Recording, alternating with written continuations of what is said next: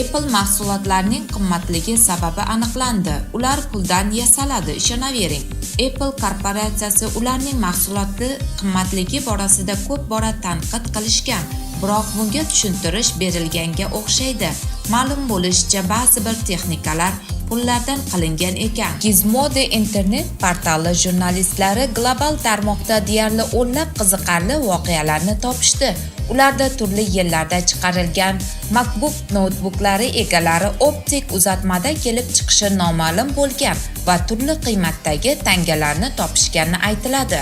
Masalan, Greg Kilpatrick 2010-yilda o'ziga tegishli MacBook Pro'da 1970-yilda chiqarilgan 25 sent qiymatdagi tangani topgan.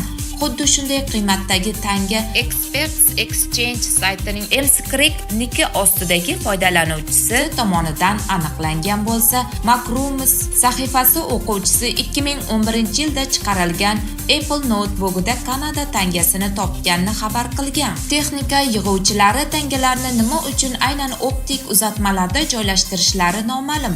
Ehtimol ular diskovat muvozanatini ushlab turish uchun ishlatilar. Nima bo'lgan taqdirda ham Apple bunday xazinalar aslida nima maqsadda joylashtirilganini oshkor etmayapti.